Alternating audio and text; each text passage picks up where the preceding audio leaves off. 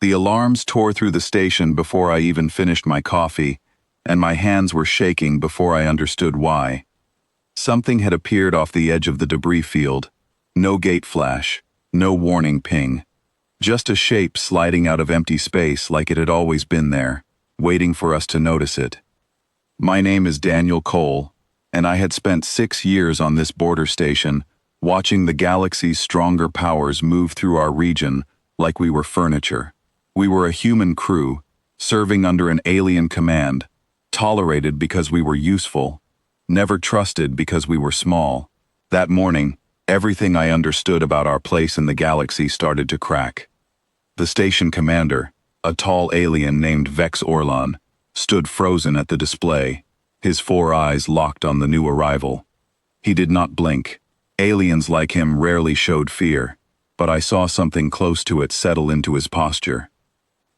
The ship on the screen was massive, dull gray, with no decoration and no elegance. It did not look like it was trying to impress anyone. It looked like it was built to survive anything thrown at it, and it was heading straight for us. Commander Orlan ordered every defense system online. 60 weapon turrets turned toward the newcomer, humming with charged energy. My heart pounded as I watched the numbers on my console. If this turned into a fight, we would not survive it. Nothing on our side could match a ship that size. Then the comms channel opened on its own. No request, no handshake, just a calm voice filling every speaker on the station at once. This is the Earth Vessel Horizon call. We mean no harm. Please hold your fire. Earth. The word hit me like a physical blow. Earth was not a place. Earth was a story parents told their children before bed. A memory of a world lost centuries ago, when the ruling alien powers cut off human access to the wider galaxy and erased our star charts. Since then, humans had lived as second-class citizens across 100 different stations, doing the dangerous work nobody else wanted. And now a ship was calling itself Earth, and it was real. Commander Orlan turned to me, his voice sharp. Cole, you are human. Prepare to join the boarding team. If this is truly one of your own, they may respond better to a human presence. I did not have time to feel honored or afraid. I was moving before I finished processing the order. A single shuttle detached from the massive ship and crossed the distance to our station in seconds, moving with a smoothness that made our own shuttles look like broken toys. It docked without a single vibration, the airlock sealing perfectly on the first attempt. The doors opened, and a woman stepped through. She wore a plain gray uniform, with no visible rank markings, yet she carried herself with the calm confidence of someone who had never once doubted her own authority. Her hair was tied back, her eyes steady, and she looked at us like she had expected exactly this reaction. My name is Elena Brooks, she said. I am a representative of the Earth Fleet Council. We are not here to threaten anyone. We are here to see what has happened to our people while we were gone. Commander Orlan's 4 eyes narrowed. Earth was lost centuries ago. Your species had no ships capable of interstellar travel. This is not possible. Elena smiled, but there was no mockery in it, only quiet patience. Earth was not lost. We chose to disappear.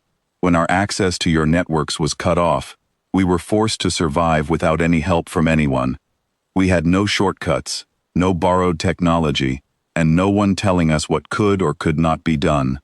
We spent 300 years solving our own problems in our own way, and now we are back. The room went silent. I felt my pulse in my ears. Commander Orlan demanded proof, and Elena did not hesitate.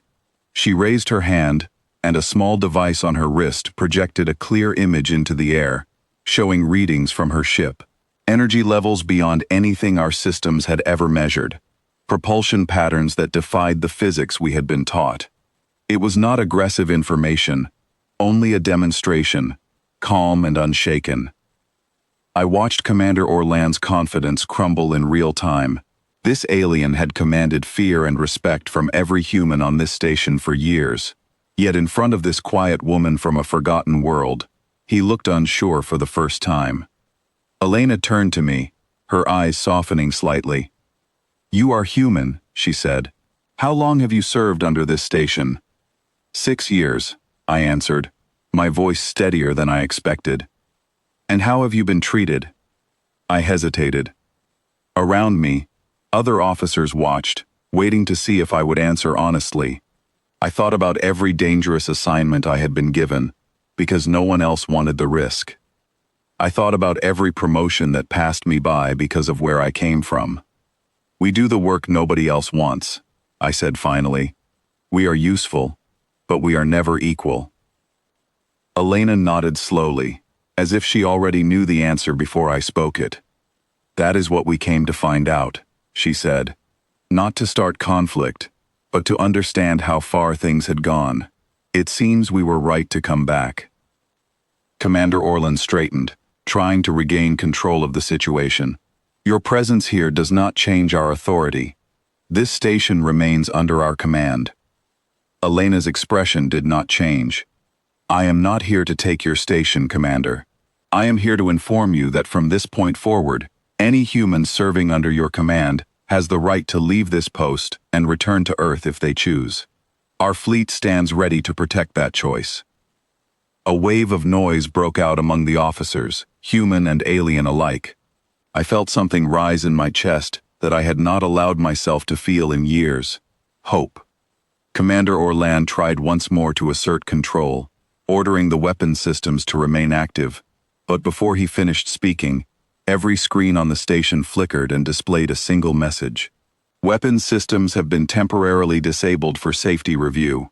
No alarms sounded, no damage was done. It was simply done, quietly and completely, as if to prove a point without needing to say it aloud. I looked at Elena, stunned. She met my eyes with calm certainty. We are not here to hurt anyone, she said again. But we will not allow our people to be threatened while we speak. Commander Orland stood rigid, clearly furious, but unable to respond. For the first time since I had arrived on this station, the balance of power had shifted, and everyone in the room understood it. Elena walked toward the main window, looking out at the massive ship hovering silently beyond the station. 300 years ago, we lost everything familiar.